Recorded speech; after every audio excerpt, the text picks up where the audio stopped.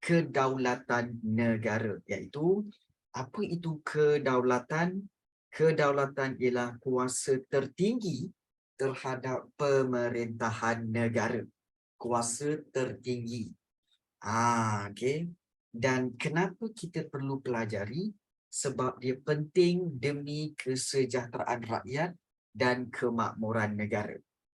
Dan juga kedaulatan ini akan diterima dan diiktiraf oleh negara-negara lain. Jadi kesimpulannya kalau ada soalan, okey, apakah maksud kedaulatan? Kedaulatan ialah kuasa tertinggi dalam pemerintahan. So dalam kes negara kita, siapakah yang memiliki kuasa tertinggi itu, cikgu? Kuasa tertinggi dalam pemerintahan negara kita ialah yang di-Pertuan Agong. Ya, yang di-Pertuan Agong. Itu memang kuasa tertinggi. Ya, Agong. Betul, Faribah. Baik. Jadi bila menyebut kedaulatan, ada berapa jenis kedaulatan? Baik, jenis kedaulatan boleh dipendekkan menjadi apa? Bukan maut Ini kependekan. Kependekan maut. Maut ni apa, cikgu? Iaitu moden, kemudian antarabangsa, kemudian undang-undang dan juga tradisional. Jadi bila disusun maut lah. Moden, antarabangsa, undang-undang dan juga kedaulatan tradisional. Tapi itu untuk senang nak ingat. Tapi sebenar-benarnya tak perlulah ingat cara tu. Banyak cara lain yang kamu boleh ingat. Okey. Jadi kedaulatan moden, mula-mula kamu belajar dalam buku teks, iaitu kedaulatan tradisional. Kedaulatan tradisional ni bermaksud daripada zaman Kesultanan Melayu Melaka dulu, iaitu kedaulatan di mana raja berkuasa mutlak. Apa itu berkuasa mutlak? Iaitu kuasa raja merangkumi semua urusan. Sama ada undang-undang, hukuman, ekonomi, dan juga sosial, kemudahan kepada rakyat. Semua kena tanya pada raja. Itu bila, cikgu? Itu Kesultanan Melayu Melaka. Melaka. Sampailah sebelum merdeka. Jadi ini dipanggil kedaulatan tradisional. Sebagai raja pemerintah berkuasa tertinggi. Lawan bagi kedaulatan tradisional ialah kedaulatan yang moden. Kedaulatan moden. Lawan dia, kalau tradisional lawannya moden kan? Lagu-lagu tradisional lawannya lagu-lagu moden. Begitulah kan? Jadi, kedaulatan moden dikaitkan dengan hak rakyat dan kerajaan berperlembagaan. Dan ini bermula selepas Revolusi Perancis pada tahun 1786 seperti mana yang kamu telah pelajari dalam sejarah tingkatan 4 bab 2. So, kita tahu dalam Revolusi Perancis, Raja Louis yang ke-16, Raja Louis yang ke-16 itu telah digulingkan. Bukan diguling, berguling-guling, bukan. Maksudnya diturunkan tahta. Dan sejak itu, Perancis tiada lagi raja. So, bagaimana negara itu diperintah? Iaitu melalui parlimen, dan juga mereka menyuarakan hak rakyat serta mementingkan kerajaan yang ada perlembagaan. So, there's no raja anymore di Perancis. Jadi, itu dipanggil kedaulatan moden. Kemudian, kedaulatan undang-undang, di mana kita tahu bahawa kerajaan dan rakyat diikat oleh undang-undang. Jadi, ini untuk apa? Supaya kerajaan dan rakyat patuh pada undang-undang. Bila patuh taat kepada undang-undang, akan menjamin keadilan dan menyebabkan negara aman dan stabil. Sebab tu penting kedaulatan undang-undang. Perlembagaan tu macam tiada kuasa mutlak. Ada undang-undang untuk raja juga ke? Okey. Ya, betul. Perlembagaan ini, maksud perlembagaan ini ialah undang-undang tertinggi di mana raja juga duduk di bawah undang-undang tersebut. So, raja kena hormati undang-undang, hormati perlembagaan. Masih ya? You got class? Join class. You join class. Okay. Ni 9:30 and then the next 9 can. Alright. So, kalau kita lihat, inilah dia. Di mana perlembagaan itu bermaksud undang-undang tertinggi dan raja di bawahnya. Dulu, kedaulatan tradisional, raja di atas, undang-undang di bawah. So, raja boleh buat apa-apa juga kepada undang-undang itu.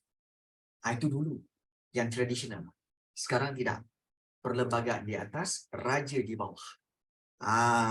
Jadi, kerajaan dan rakyat serta raja diikat oleh undang-undang dan perlembagaan.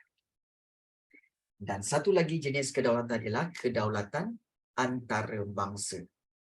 Iaitu apa tahu? Iaitu PBB mengiktiraf negara negara yang telah merdeka. Sebab itu kalau sebuah negara itu telah merdeka, maka PBB mengiktiraf negara tersebut, maka jadilah kedaulatan antarabangsa. Baik. Cikgu, sekarang ada lagi kan kerajaan yang masih guna raja berkuasa mutlak macam Sultan Brunei? Ya, betul. Masih ada.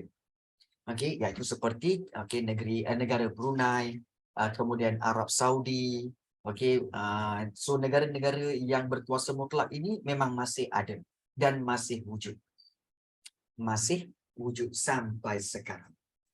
Jadi kalau kamu tanya pada cikgu, mungkin bila kamu tanya, sekarang ni ada lagi ya raja berkuasa mutlak? Ya. Dan sekarang ni kebanyakannya menggunakan sistem demokrasi? Ya. Dan raja berperlembagaan? Ya. So, persoalan mesti tanya, kamu kadang-kadang ada terfikir, cikgu, mana yang terbaik untuk pemerintahan sesebuah negara? Okey. Baik. Sebenarnya, yang terbaik ialah yang sesuai dengan negara tersebut. Yang sesuai. Yang sesuai. Maksudnya yang sesuai untuk masyarakat itu. Jadi kalau dia tak sesuai dengan masyarakat itu, maksudnya dia tak terbaik. Sebagai contoh, negara Malaysia. Boleh tak kita menggunakan sistem pemerintahan presiden? Iaitu sistem pemerintahan demokrasi republik yang menggunakan presiden. Mungkin tak boleh sebab kita ada raja-raja. Jadi tak sesuai. Jadi sebab itu kita guna raja berperlembagaan. Kalau di Brunei, Brunei negara dia kecil. So dia tak perlu, dia tak perlu banyak pemerintah. Dia hanya perlu seorang sahaja. Jadi sebab itu lebih baik sistem raja berkuasa mutlak. So dia kena ikut kesesuaian. Ya, saya bagi. Baik. Ya, betul. Cikgu, saya ada satu soalan. Kebat, cikgu sekolah saya baru bagi, boleh tak kalau soalan kebat saya buat 4 fakta, 4 huraian? Boleh. Kalau soalan itu 8 markah. Kalau 8 markah, 4 fakta, 4 huraian. Boleh. Jadi, so ada soalan tanya cikgu. Bagus soalan. Korang ada soalan tanya tau. Kalau ada soalan tanya. Macam soalan Mukri. Macam mana diorang boleh tak ada menteri macam negara-negara lain, tapi negara diorang terurus juga. Ingat, sesebuah negara yang hebat kerana bergantung kepada pemimpin yang hebat. Kalau pemimpin tu hebat, maka negara pun hebat. Kalau pemimpin tu tak hebat, gunalah sistem apa pun, negara takkan jadi hebat. Jadi dia bergantung kepada pemimpin yang hebat. So sistem yang diamalkan oleh Brunei memang bagus dan pemimpin dia memang hebat. Sebab itu mereka terurus. Ada je negara seperti apa? Seperti negara yang macam seperti Amerika guna presiden. Negara dia hebat. Negara dia terurus. Ada juga guna sistem presiden. Sistem presiden. Tapi di mana? Di Korea Utara. Negara jadi hebat, Pak. Negara jadi hebat. Tetapi rakyat tidak terurus. So dia bergantung kepada pemerintah itu. Kenapa sistem itu tak boleh dikekalkan kat Malaysia dari dulu? Kan senang. Well, negara kita diperintah telah dijajah oleh British. Jadi British mahu negara kita ikut sistem mereka. Sebab itu negara kita guna sistem raja berperlembagaan dan demokrasi berparlimen. Sebab pengaruh British. Okey, betul. Okey, kalau zaman Korea dulu dia guna sistem pemerintahan apa? Okey, zaman Korea dulu mereka menggunakan sistem raja juga. Diorang ada zaman dinasti, dinasti raja, maharaja zaman dulu memang ada. Jadi itu di Korea. Jadi, okey, apabila Korea dijajah, okey, dibantu oleh Amerika dan kemudian okey kemasukan komunis di Korea menyebabkan Korea terpecah pada dua, Korea Utara dan Korea Selatan. Jadi, kedua-dua Korea itu menggunakan sistem yang berbeza. Berbeza. Baik, bila maharaja diorang runtuh? Cikgu rasa sebelum Perang Dunia Pertama. Okey, sebelum Perang Dunia Pertama. Okey, boleh Tasha. Okey, baik. Selain daripada itu, daripada bab ini kita lihat kedaulatan, kemudian kita telah lihat jenis-jenis kedaulatan, kemudian kita lihat pula ciri-ciri negara yang berdaulat. Baik, apa yang dimaksudkan ciri-ciri cikgu? Sifat-sifat sesebuah negara yang berdaulat. Negara yang berdaulat ni maknanya negara yang merdeka. Ingat maksud negara berdaulat ialah negara yang merdeka. Selagi belum merdeka, selagi itu belum berdaulat.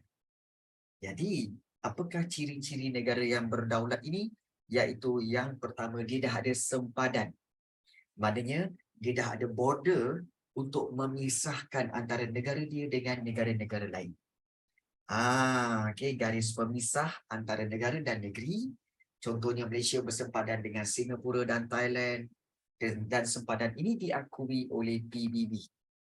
Kenapa perlu sempadan? Supaya memudahkan pemerintahan. Kita tahu, okey, had mana yang kita perlu uruskan. Kalau kita tak tahu, okey, kita main urus saja, jadi ini akan berlaku kita kata sebagai huru-hara dalam pemerintahan. Apa itu PBB? Okey. PBB ialah singkatan bagi UN ataupun yang dipanggil sebagai Pertubuhan Bangsa-Bangsa Bersatu. Bangsa-bangsa bersatu. Pertubuhan Bangsa-Bangsa Bersatu yang dianggotai oleh hampir 164 buah negara seluruh dunia. Dalam bahasa Inggeris, dia dipanggil sebagai United Nations ataupun UN. Dalam bahasa Inggeris dipanggil UN ataupun United Nations. Kan famous kan? United Nations kan? Itu Pertubuhan Bangsa-Bangsa Bersatu dah tu. Okey. Baik. Ciri negara berdaulat yang pertama mesti ada sempadan. Yang kedua, mesti ada pemerintahan. Iaitu satu badan yang menjaga keamanan, menjaga ekonomi, menjaga kestabilan politik. Sebagai contoh, Malaysia, sebuah negara persekutuan, mengamalkan demokrasi berparlimen dan sistem raja berperlembagaan. Kita guna dua-dua. Demokrasi berparlimen dan sistem raja berperlembagaan. Dan ketua negara kita ialah yang di-Pertuan Agong. Ketua negara. Itu pemerintahan. Baik. Ciri negara yang berdaulat yang ketiga adalah perundangan.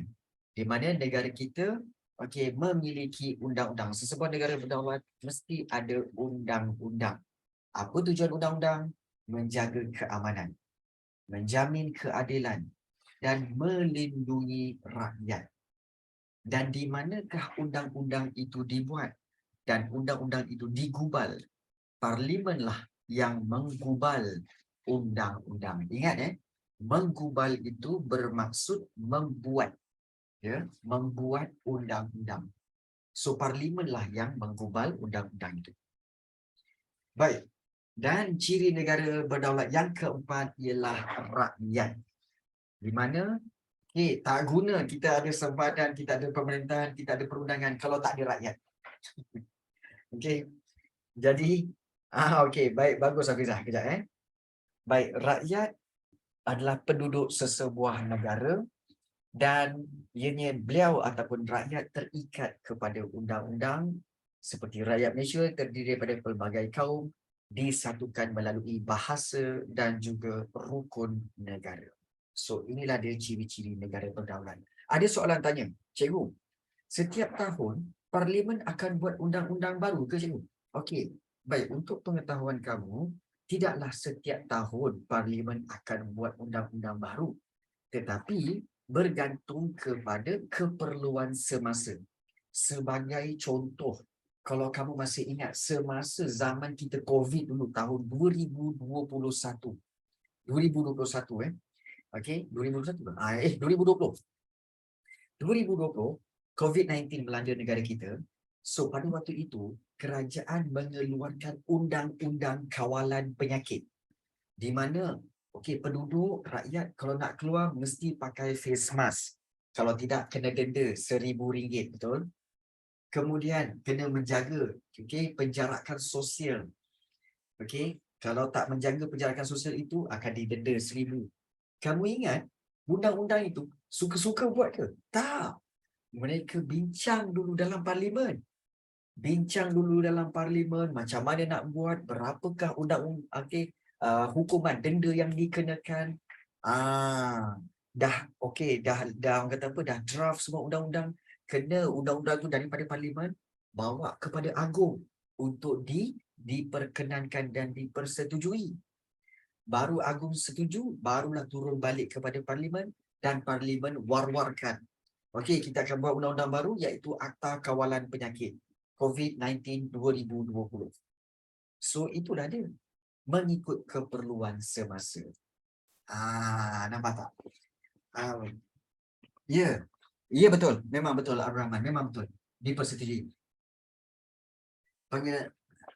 Tak, darurat tu hanyalah satu terms. Darurat tu sebenarnya adalah satu terms ataupun kita kata satu konsep di mana darurat tu sebenarnya bermaksud kecemasan. Darurat tu, kalau kamu belajar masa form 4 dulu, kan ada undang-undang darurat. Kenapa diperkenalkan undang-undang darurat? Kalau diperkenalkan undang-undang darurat itu sebenarnya kecemasan. Pada waktu itu ada komunis. So pada tahun 2020 tu, darurat juga cikgu. Ya darurat, kerana apa? Kerana ada penyakit. Jadi darurat. Darurat itulah dipanggil kecemasan. Jadi darurat itu bukan undang-undang.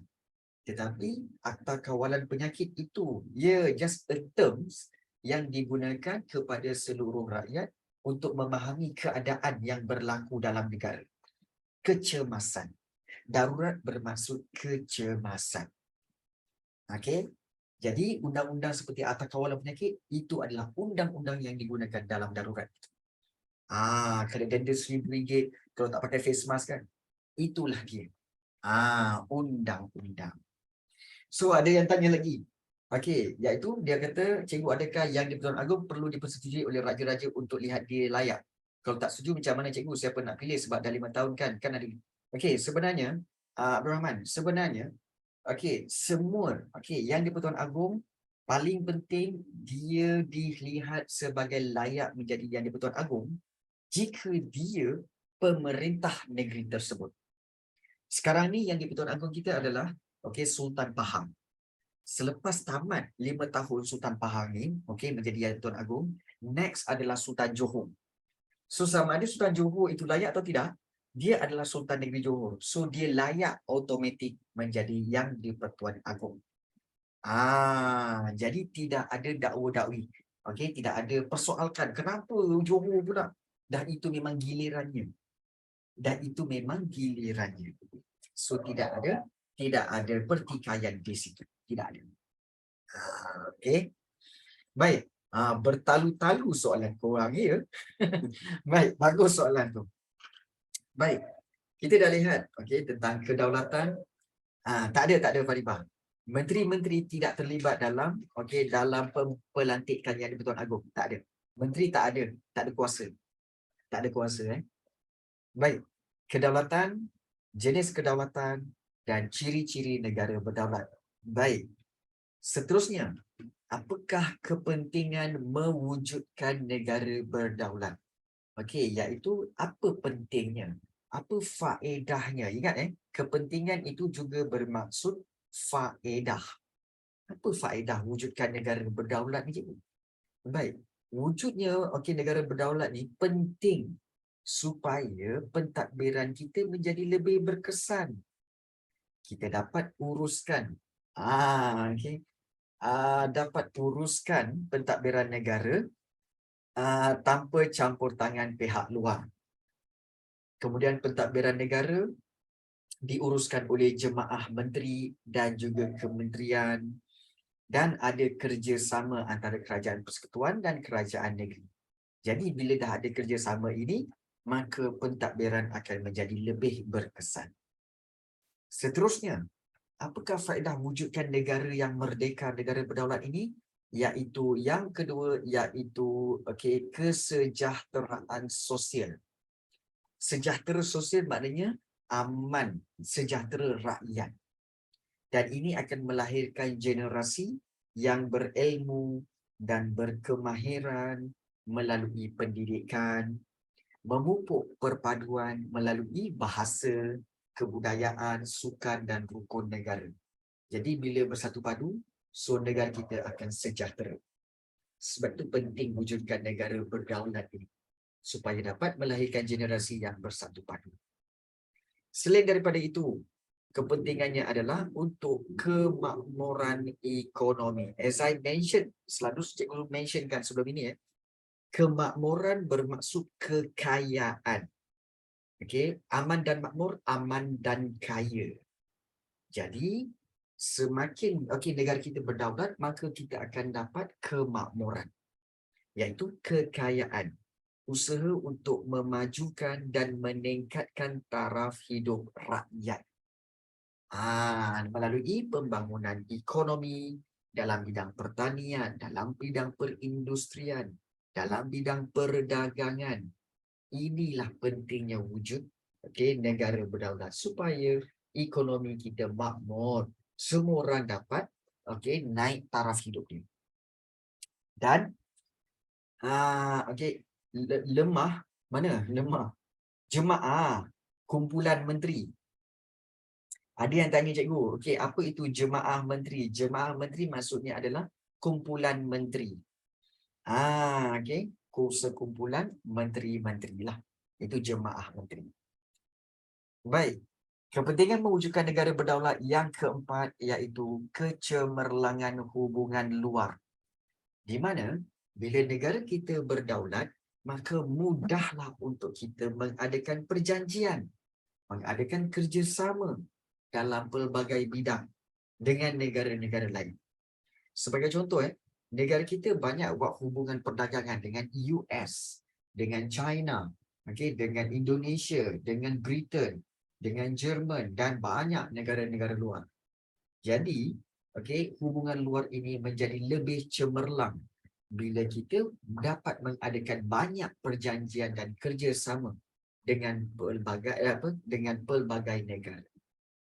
Jadi itu kepentingan wujudkan negara berdaulat. Baik. Sebelum kita pergi kepada cara-cara mempertahankan kedaulatan negara ini, ada yang bertanya, cikgu, macam mana yang di Pertuan Agong dipilih, macam mana dia ikut giliran tu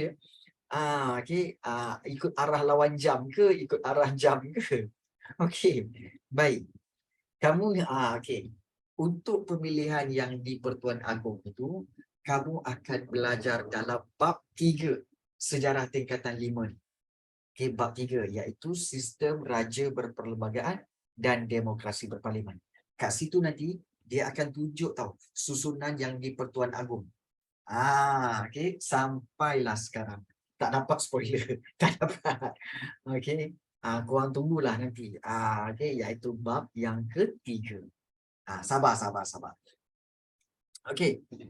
Dan kita lihat cara-cara subtopik terakhir dalam bab 1. Ini yang terakhir. Cara-cara mempertahankan kedaulatan negara. Baik. Untuk mempertahankan kedaulatan negara, perlunya pembabitan kedua-dua pemerintah dan juga rakyat. So, pemerintah dan rakyat kena buat sama-sama. Sebagai contoh, kalau kita lihat di sini, untuk mewujudkan kestabilan politik dan kemakmuran ekonomi, apa yang pemerintah buat? Pentadbiran mesti cekal. Elakkan amalan rasuah. No rasuah at all. Melaksanakan undang-undang menurut perlembagaan, bukan buat undang-undang sesuka hati. Dan agihkan sumber kekayaan negara dengan adil. Maknanya semua orang dapat kekayaan negara. Itu. Okay, itu dari sudut pemerintah. Tapi sebagai rakyat, kita sebagai rakyat, kita kena buat apa? Kita kenalah setia kepada raja dan negara setia. Sokong semua usaha dan dasar kerajaan. Dan juga perlulah rakyat mematuhi undang-undang. Itu. Nampak? Mudah je jadi rakyat. Kalau jadi pemerintah susah. Laksanakan undang-undang, agihkan sumber, macam-macam dasar kena buat. Rakyat senang aja. Tapi kena buatlah. Untuk mewujudkan kestabilan politik dan kemakmuran ekonomi. Baik. Cara mempertahankan kedaulatan iaitu yang kedua dengan mengekalkan perpaduan. Bagaimana pemerintah nak kekalkan perpaduan ini? Iaitu pemerintah perlu membuat dasar dan undang-undang berkaitan dengan perpaduan kaum. Iaitu mana-mana kena buat undang-undang yang mana apa tahu. Siapa-siapa yang cuba mencetuskan pergaduhan antara kaum, orang itu perlu dah dihukum. Maknanya tegas sebab kita tak nak ada orang-orang yang cuba untuk mencetuskan isu-isu perkauman menyebabkan kita tidak bersatu padu. Itu. Kemudian, pemerintah juga perlulah merangka program dan kempen untuk memupuk perpaduan. Seperti mewujudkan program-program satu hati, satu Malaysia dan sebagainya. Itu untuk memupuk perpaduan. Dan pemerintah juga perlu memastikan pendidikan bahasa digunakan untuk memupuk perpaduan. Pendidikan dan especially bahasa Malaysia perlu digunakan oleh semua masyarakat untuk memupuk perpaduan. Jadi itu tugas pemerintah. Pastikan semua orang guna bahasa Melayu, bahasa Malaysia yang sama. Kalau tidak, macam mana nak faham? Kan? Jadi, gunakan bahasa yang sama. Dan sebagai rakyat, kita kena gunalah bahasa kebangsaan. Kena guna bahasa ni. Walaupun kita tahu, dalam negara kita ni, ada orang yang boleh berbahasa Mandarin, ada boleh berbahasa Tamil, ada boleh berbahasa macam-macam. It's okay. Tetapi, bila di antara kita semua ni, perlulah guna bahasa Malaysia. Supaya kita saling memahami. Cikgu tahu apa yang korang nak. Korang tahu apa yang cikgu nak. Kalau contoh. Katakan cikgu tanya korang. Korang pula seperti, ada yang tulis tulisan Tamil kat dalam Zoom chat. Ada yang tulis tulisan Cina dalam Zoom chat. Macam mana cikgu nak faham? Kan? Jadi, kena guna bahasa yang sama, iaitu bahasa Malaysia. Barulah cikgu faham apa yang korang nak tanya. Jadi, dapatlah saling memahami. Bila saling memahami, dapatlah bersatu padu. Kan? Baik. Seterusnya. Ya, betul. Bagus, Faribah. Baik. Dan rakyat perlu menghayati prinsip rukun negara. Rukun negara yang 5 tu. Serta hormat menghormati. Serta juga toleransi. Apa itu toleransi? Bertolak ansur. Rakyat perlu bertolak ansur. Itu paling penting. Itu untuk mengekalkan perpaduan. Dan yang ketiga, cara mempertahankan kedaulatan negara yang ketiga, memupuk patriotisme. Apa itu patriotisme? Cinta akan negara. So, pemerintah kena buat apa untuk memupuk semangat cinta akan negara ni? Anjurkanlah Hari Kebangsaan, Hari Malaysia. Di mana Hari Kebangsaan ada perbarisan kan? Perbarisan Angkatan Bersenjata. okey, tentera laut, tentera darat, tentera udara, melalui jet-jet pejuang, okey, membuat lintas hormat. Itu untuk apa? Memupuk semangat cinta akan negara. Wajibkan mata pelajaran sejarah supaya rakyat peka terhadap sejarah negara. Itu sebab sejarah wajib lulus dalam SPM. Sejarah wajib lulus dalam SPM. Kerana apa? Kerana supaya rakyat peka terhadap sejarah negara dan ada semangat cinta akan negara dan sanggup berkorban demi negara. Okey. Jadi sebab itu mata pelajaran sejarah wajib. Dan pemerintah juga perlu menerbitkan filem. Banyak filem, tetapi kita dapat lihat antara filem yang terbaru yang kita tengok seperti tahun lepas ada filem Mat Kilau semua tu kan. Itu memang filem yang telah memupuk semangat cinta akan negara.